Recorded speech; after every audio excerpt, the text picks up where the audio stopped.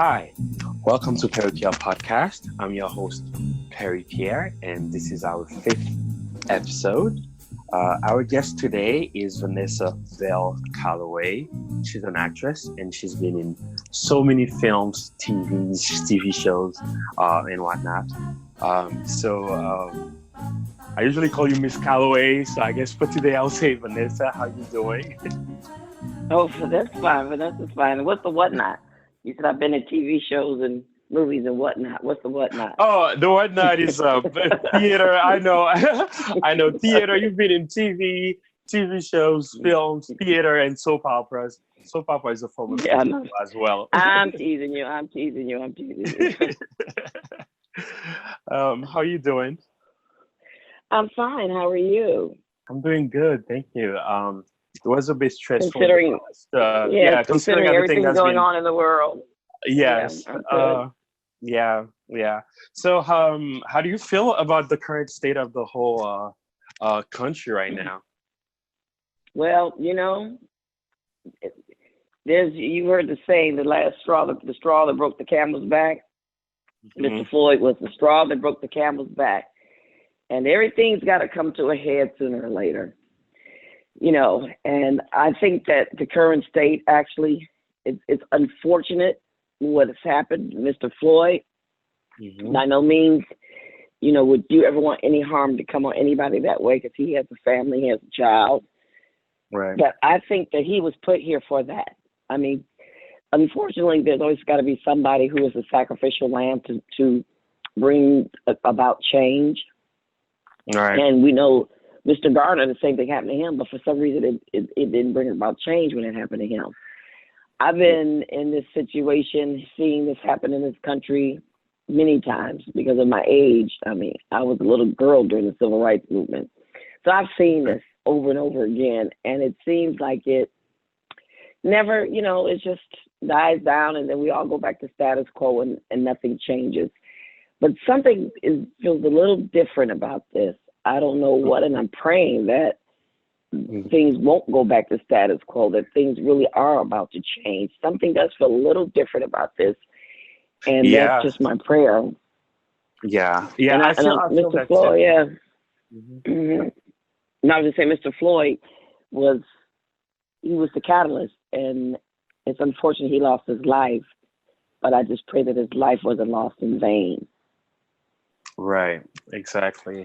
I think there's gonna be some good things to come out of it. You went to Ohio University, and then you got your Bachelor of Arts there. Did you study theater or acting? Anything related to that? I have a Bachelor of Fine Arts, and I was a dancer for years. I was a professional concert dancer before I was an actress. So I got my degree in dance. Yeah, and then I started studying, I always studied acting. I always did plays and stuff like that, of course, but I started really studying acting once I moved to New York after I graduated from college. That's when I started really studying acting, taking a lot of classes and stuff. Okay. And then that's when you were doing theater there as well, by the way, and then that's right. Mm-hmm. Okay. And then so in college, did you know you had some interest for acting at all, or Yeah, I did. Okay. Dancing is acting. Dancing is acting without words. So, I mean, before I got to college, I did plays. I choreographed plays. I did plays. I always did musical theater. Mm-hmm. So I've always been in the theater. As a kid, I was in the theater. Okay. And then from there, doing theater and everything, so you were able to get an agent, and that's how you started doing soap operas and shows? Yeah, well, see, back in the day, New York was different back then. Back then, you could do whatever jobs you wanted. There was a paper called Backstage, and you could go in there and you would see the listing, and you could have an agent. You could be working with 2 or 3 agents, and whoever got you the job, that's who got the commission. Or if you went on and got the job yourself, then you didn't pay anybody commission. So until I had an agent, though. I did have an agent, but I kind of did a little bit of everything. I had an agent. I did some things on my own. But yeah, once I started, doing Broadway and doing plays and stuff, I was able to get an agent. And then, of course, by the time I was on All My Children, I had an agent. At Okay. that time. Okay. And then in the late 80s, you moved to LA, I guess, to continue to pursue that passion. And then came coming to America. So how did you get that part? I mean, did you have to audition for it? How did it go? I mean, I'm assuming like a lot of people kind of wanted to be in that movie, but how did you get that part? Well, everybody wanted to be in that movie. And see, this is what all these young people, I hope they understand. Back then, this is 1987 when the movie was getting ready to film. It came out in 88. There was no parts for black people hardly. There were very few roles. So yeah, everybody wanted to be in that movie because it was the one big black movie starring Eddie Murphy that was getting ready to be done. And everybody wanted to do it. That's what I want people to understand. It's like the systematic racism isn't just with the police. It's in our industry. I mean, we have not been represented on film and television for decades, So yeah, everybody wanted to be in that movie. And I wanted to be in that movie. And matter of fact, I auditioned for Lisa, the part that Sherry Haley did. That's the part I wanted. I didn't want that other part. I wanted the bigger part. Everybody wanted to be Lisa. Oh yeah. Wow. I didn't want that part. I wanted to be Lisa.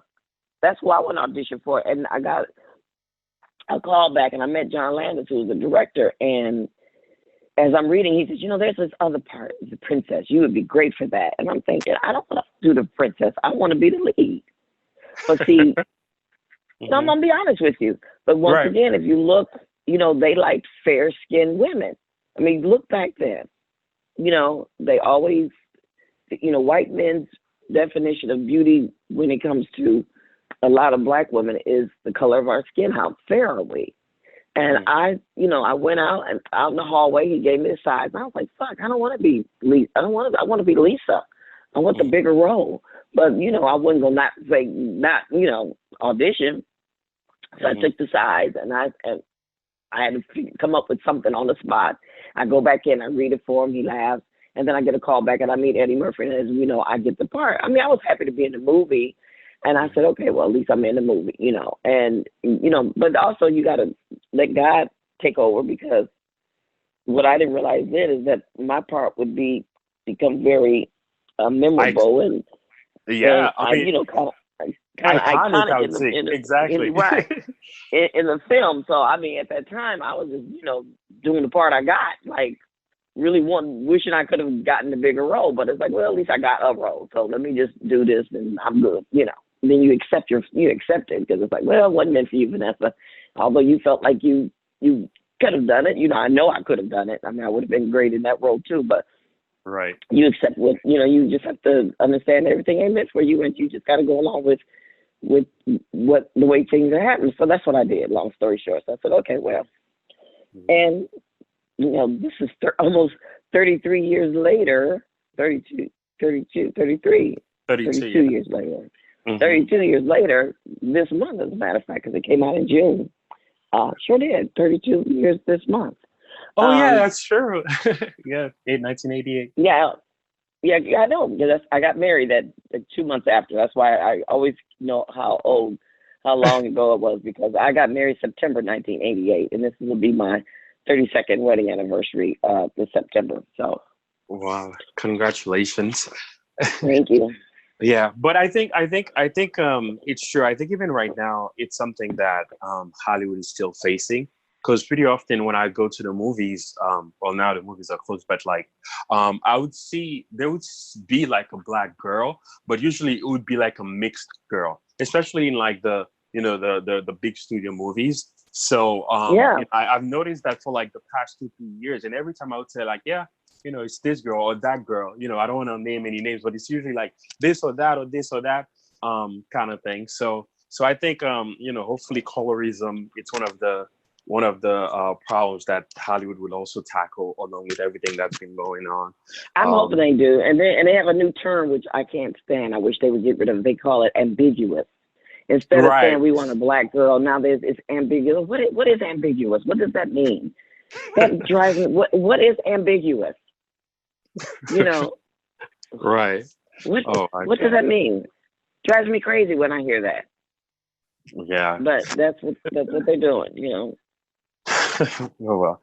So you've been able to play like real life characters and as well as like made up ones.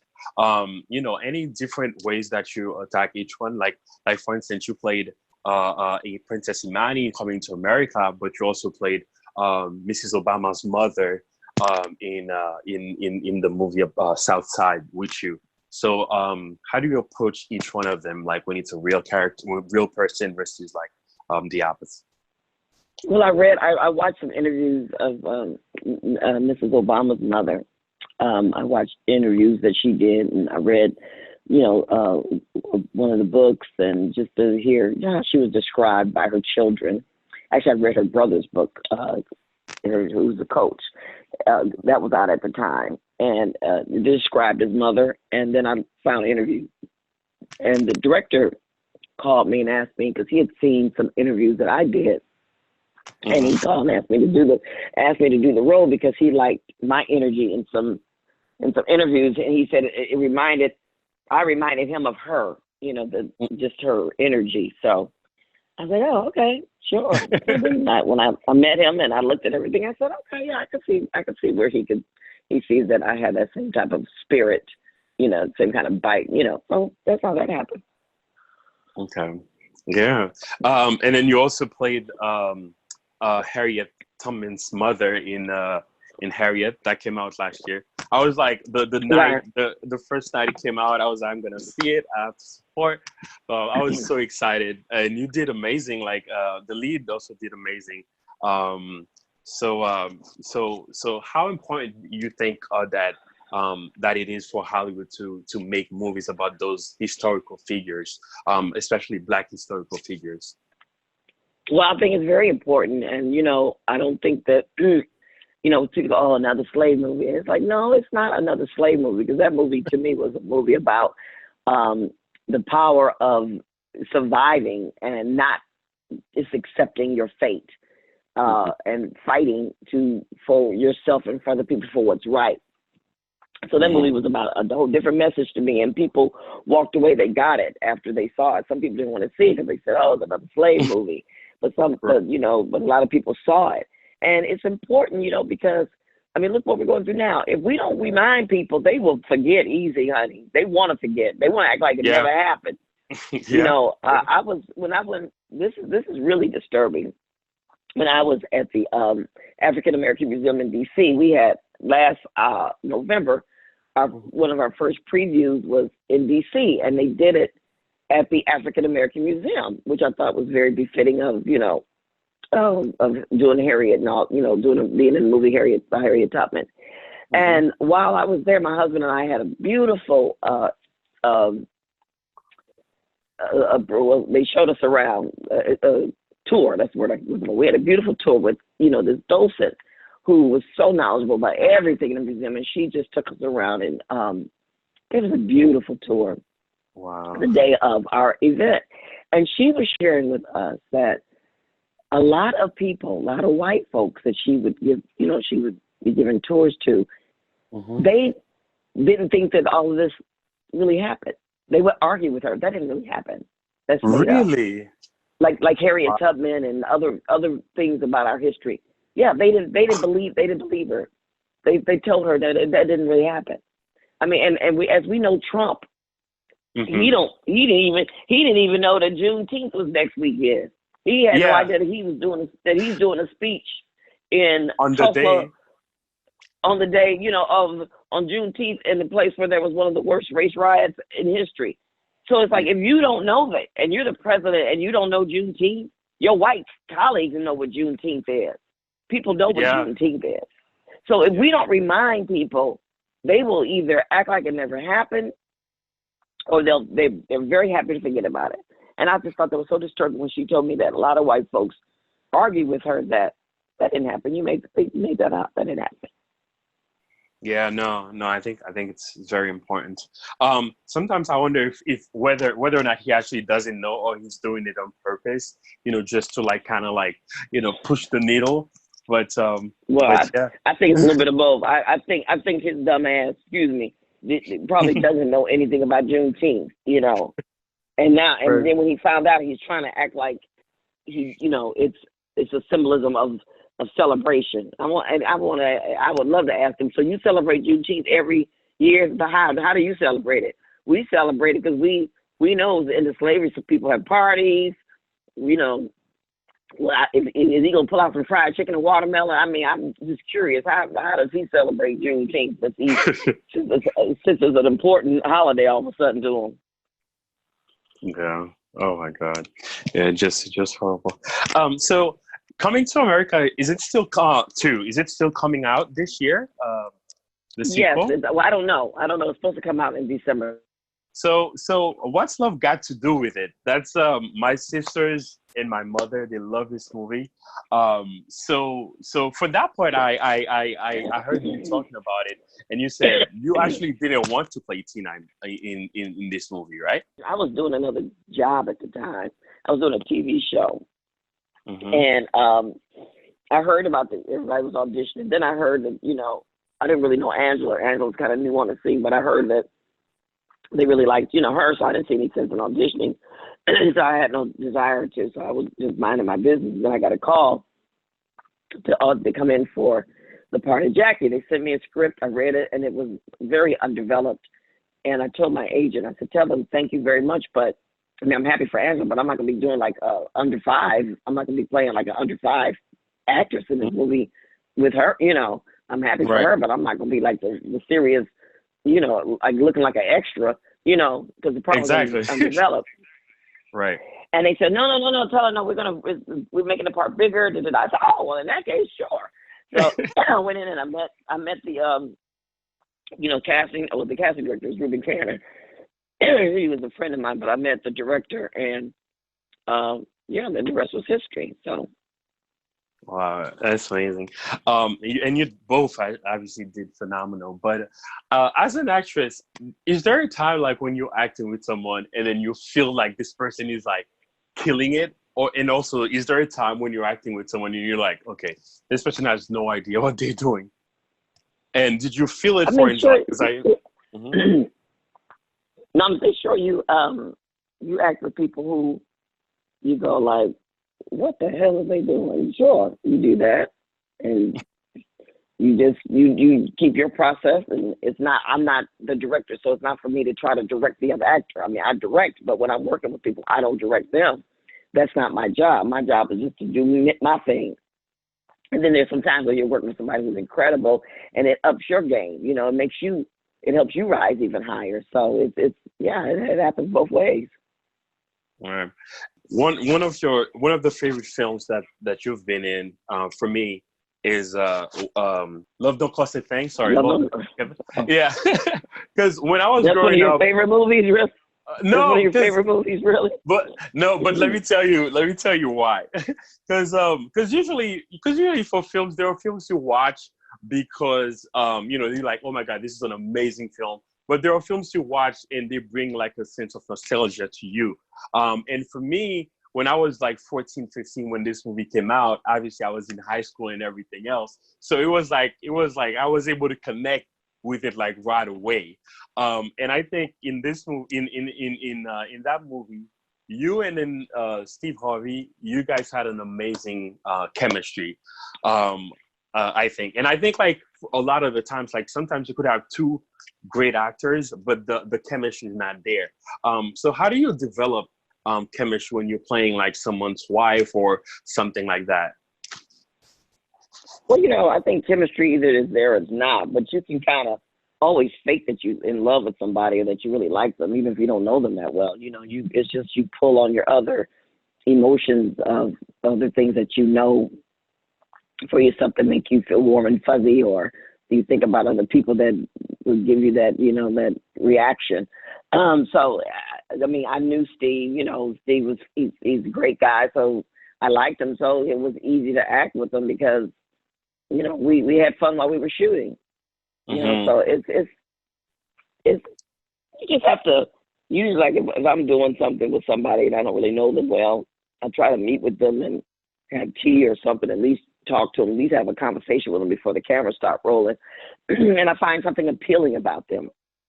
I may like the way, I may like their hands. I may like the way his smile is nice, or he's just a nice person, or his walk is nice. You know, I find something that I find appealing, and I zone into how that makes me feel, and then I use that for the overall reaction. Does that make sense? If I don't know, Right. if I don't know the person. Right. Well, makes sense. And in 1995, you were in Crimson Tide, with Denzel Washington. Any Denzel story from that film? Like a great story. Well, my daughter was Robin, I believe was the name, was the daughter. And I had just had my second daughter, Alexandra. As a matter of fact, when they called me in to audition, it was August, and I was very pregnant with my second daughter, and going to have her in September. And my other daughter, Ashley, was getting ready to turn 4. So I went into the audition. My agent called me. They said they want to see. I said, do they know I'm pregnant? They said, yeah, but the movie doesn't shoot till November. I said, oh, okay. So I went in pregnant. They knew I was having the baby in September. And so they were like, okay, you know. And then they asked me, so, you know, they wanted me to do this part. So I said, okay. And then they asked me, they said, you have a 4-year-old daughter, right? I said, yeah. They said, well, the daughter in the movie's 4 years old. Would you bring your daughter in? We'd like to see her. I said, look, she's not an actress, and I'm not getting no headshots done for her. I'm not doing all that. You know, I could care less if they hired her, you know. I said, she's not. They said, no. Just bring her in. We just want to see you and her on camera together. I said, okay. So I talked to her. I said, well, let me see if she wants to come in. So I talked to her. Her name is Ashley. I said, Ashley, you know, we want to come in, and I'd explain to her just to, you know, play on camera with my niece. And she's was quite a ham anyway. So she says, okay. So we go in, the casting director puts us on tape, and she and I are just playing and interacting. And they called and they want to hire her. So I said, okay. So I asked her, I said, so, you know, she knows Denzel and Pauletta and John David, and because all our kids went to the same school. So she knew, and the twins, Malcolm and Olivia, are like a year underneath her. They were a year behind her in school. So I said, you know Malcolm and Olivia's daddy? Because she don't know Denzel Washington. She don't know who that is. You know, I said, you know Malcolm and Olivia's daddy? She said, yeah. I said, well, Mommy's going to do a movie with him, and I'm going to have to pretend to kiss him. But you know I like daddy, right? And she said, oh, yeah. So I had to explain to her, because when she sees me kissing this man goodbye, she ain't like, why are you kissing him, you know? So we're on the set. We're on the set, and we're on the set, and there's a scene where Denzel we're driving him to the station to get on the boat or whatever, and she's in the car, and she's supposed to be asleep. And Tony Scott, who's now deceased, you know, he committed suicide. He was a director. Tony Scott wanted her sitting on Denzel's lap and sleep, and she was wide awake, you know. And so then he would bend over and he would kiss me goodbye, and Ash would be looking around, and they go, cut. And Tony Scott would come over and he'd say, okay, love, you know, but I need you to close your eyes. She says, but I'm not sleepy. I'm not going to sleep. And I said, oh, wow. I said, oh, Lord, here we go. And so we go again, and Ashley, every time he would go, she said, why do y'all keep saying the same thing over and over? Cut. And then he'd come over and say, just close your eyes and pretend like you sleep. She says, but I'm not sleepy. I'm not going to sleep. And I thought to myself, defend yourself, Ashley. She don't have to be asleep. We got the girl up in the middle of the night, right? Right, exactly. She's awake now. We woke her up. And I didn't say nothing. I was like, because I didn't think she needed to be asleep either. I figured he would have a better time just letting her be awake. And I'm like, exactly. You got her up in the middle of the night. I said, she ain't got it. So she took care of it herself. She defended herself. And so he finally said, okay, just play with, he wanted just to play with Denzel's shirt, like a button on his shirt. Just play with that. So she did that. But we had to cut several times, but she was like, why are you squishing me? She was just not happy. So we get that scene done. Now we got to come back to shoot the beginning of the movie where she has the birthday party. And, she came home, she says, I didn't like that. I'm not going back. And I'm like, here I am. I've already committed that they already shot her in this movie. She got to finish the movie, right? I know this as an actress. Right. And this is why I would not have my kids in acting. And this is why I believe so many kids who are actors turn out to be horrible adults, because the adults start to kiss the booty of these little kids because you got hundreds of millions of dollars riding on this movie, and you got to get them to perform. So you give them anything they want. You do whatever they want in order to get them to cooperate. So here I am negotiating with this 4-year-old, like, well, you got to, we got to go back. I don't want to go, Mommy. I didn't like it. I don't want to go back. I'm not going back. She had made up her mind. She want nothing to do with it. So I'm like, oh, Lord, okay, what am I going to do? So then I called when I talked to the prop people, because we were going back to do her birthday party scene. I said, can you do me a favor? Can you have a tiara? And I told them all the stuff that I needed to entice her.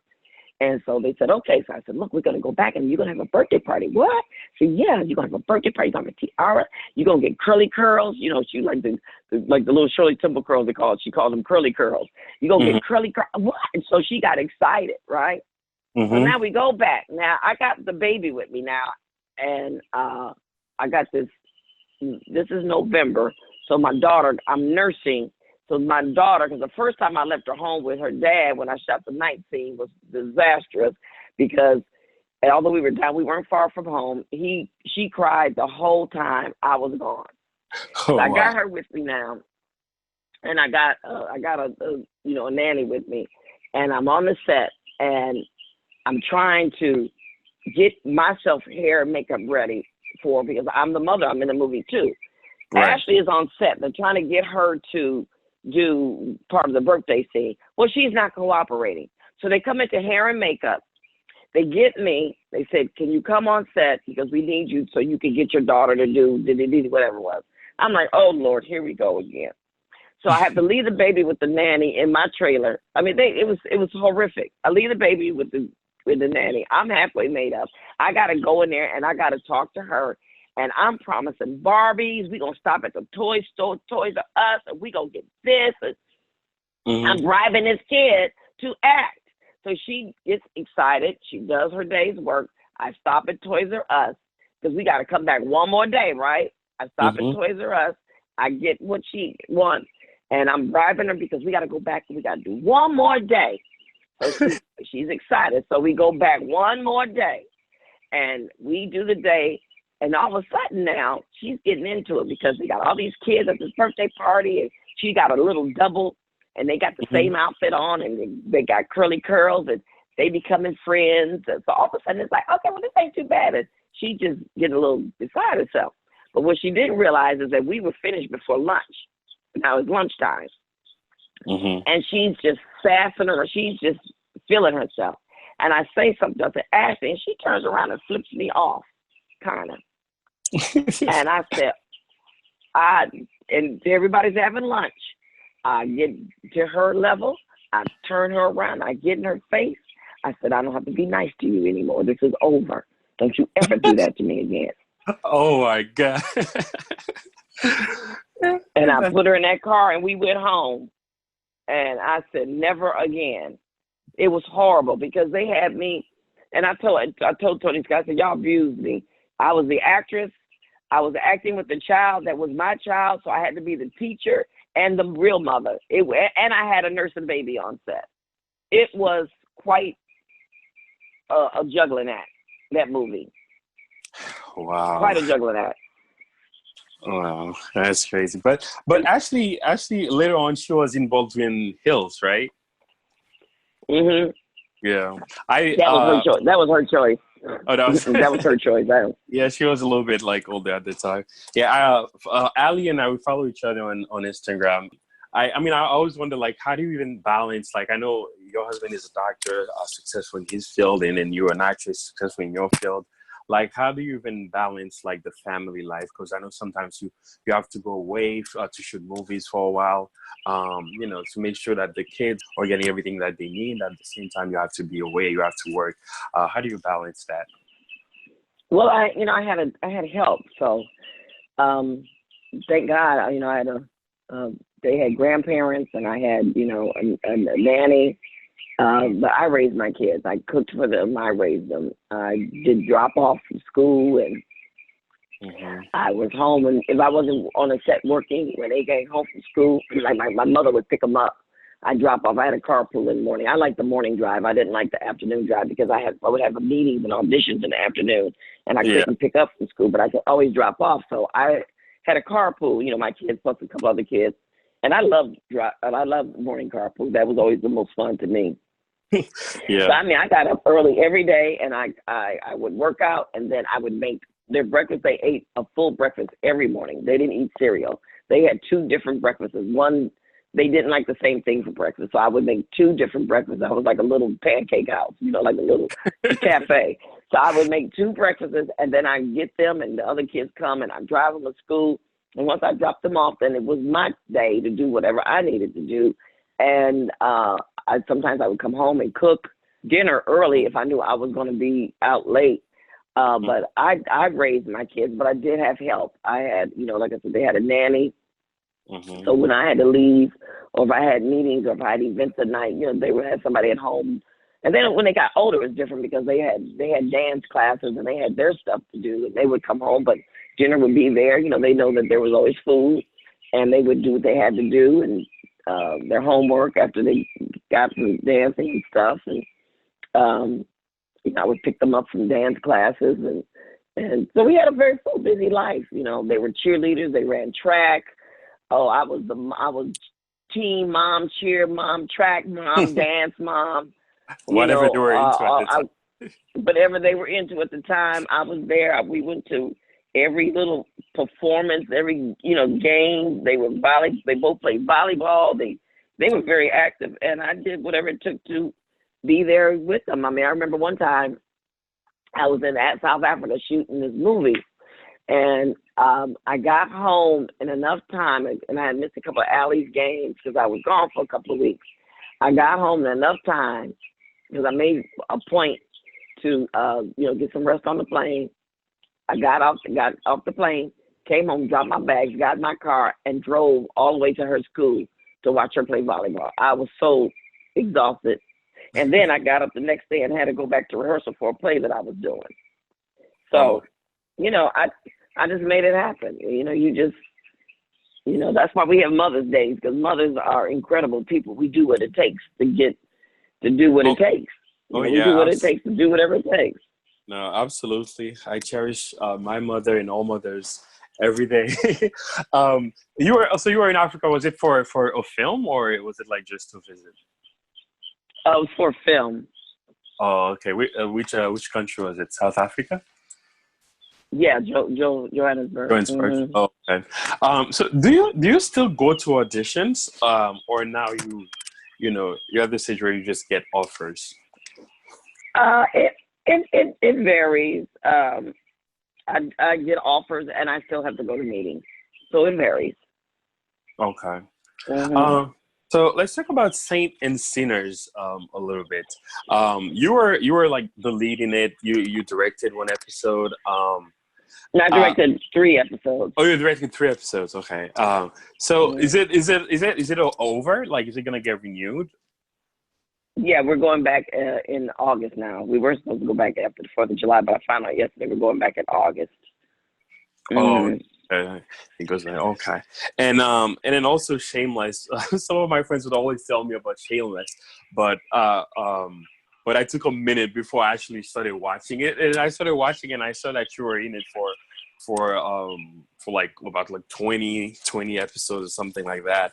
How did that I did season 1. I did season 1 through 6, and then I just did a spot this past season, 1 through 6 or 7. I was in the first 7 seasons. Yeah, something like that. 6, 7 seasons. Yeah.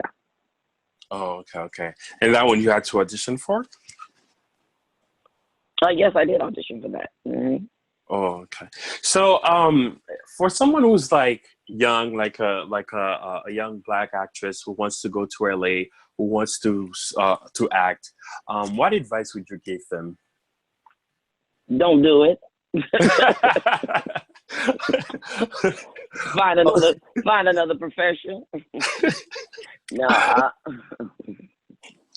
Well, this is always my parting advice. So I'm gonna give you my parting words of wisdom. I always tell young actors, stay ready to be ready, whatever that means to you. So if you feel like you need to work on yourself, be it get your teeth fixed, lose weight, change your hairstyle, whatever it is you feel you need to change, study, learn more, fix it.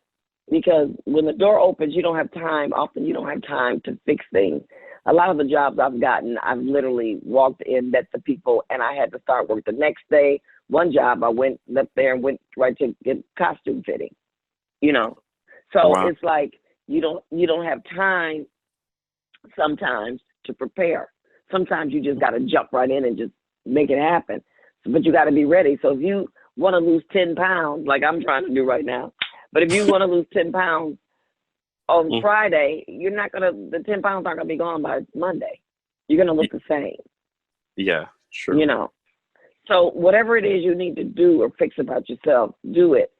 But stay ready to be ready. So when your opportunity presents itself, you're ready. And I think that's very important. Yeah, no, that's a great advice. And then for you personally, was there ever a time that you kind of like, you got discouraged, and then, you know, what kept you going? What kept you motivated?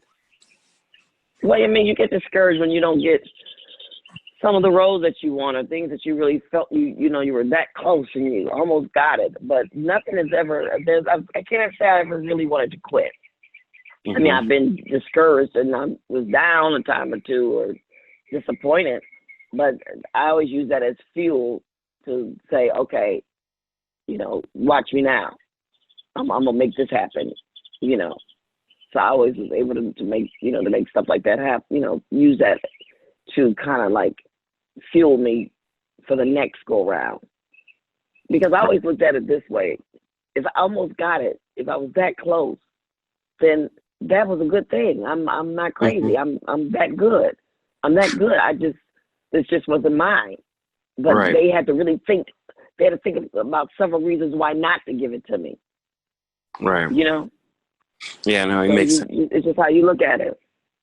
Yeah, because for pretty much any part in Hollywood, like there's gonna be like 3,000, 4,000 people auditioning for it. So if you're among top 2, top 3, that means you're that good. So you're that good, right? So you look at it that way, don't you know? It's like, well, and if I don't get this one, then you know, you go. All you need is one good one. You just need one person to say yes to you. And if you go in 10, 15 appointments audition, you just need one good one or 2. You're lucky if you get 2. So it's not a bad ratio. If you get one job out of every 5 to 6 to 7 that you go on, that's not a bad ratio. But you're not going to get all 5 of them. You're not going to get everything, you know? Yeah, that's true.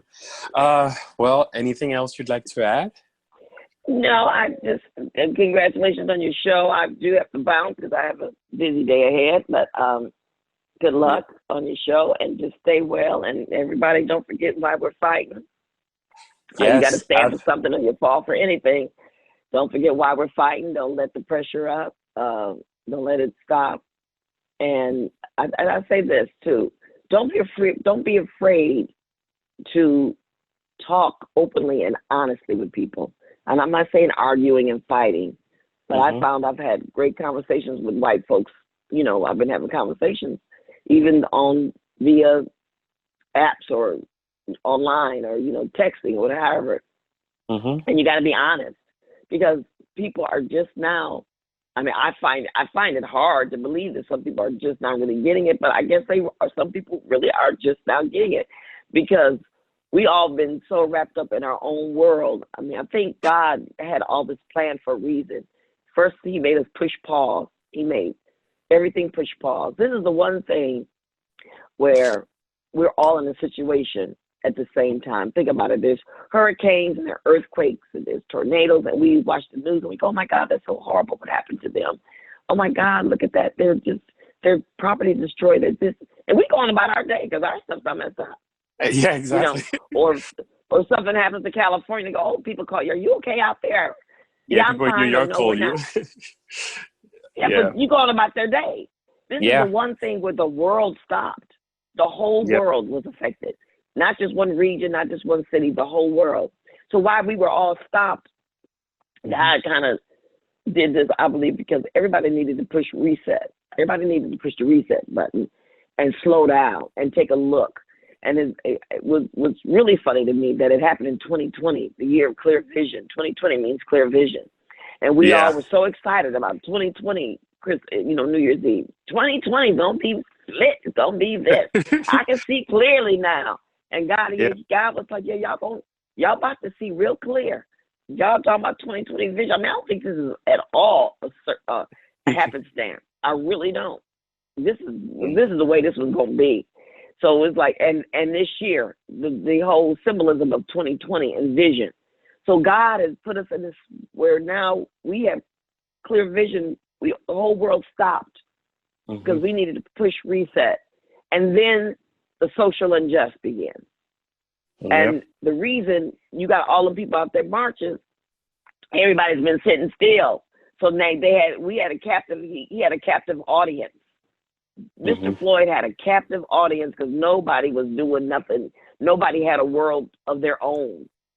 And when people were forced to really look at what was happening, that's when they were like, oh my God. And now we're like, oh my God, did you not hear the other 20 things that happened?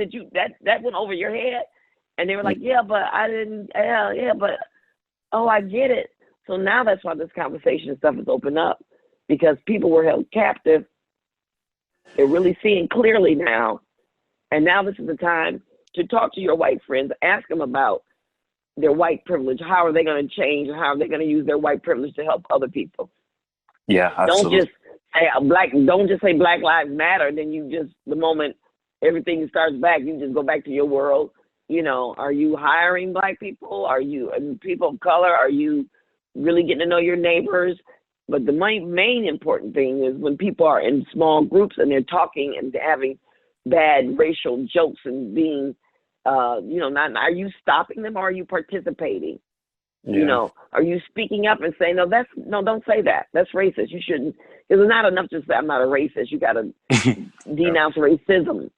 You got to denounce racism, and you got to speak up and speak out with effort. And Black people, we have to speak up and speak out. Don't be afraid to challenge white folks. Like I said, it's not going to be a fight or argument, but you get to say, did you just hear what you said? That sounded a little racist. You might want to rethink that, or whatever, however you would say it. So that's what my parting words would be.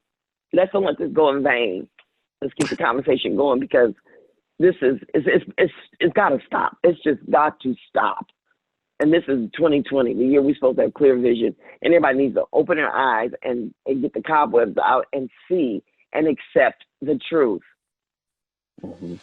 Yeah, absolutely. We can't stop right now. This is the time to make sure that things get better. Thank you so much for You're so welcome. I appreciate it. And I wish you all the best in all the future projects, and stay healthy. And yeah.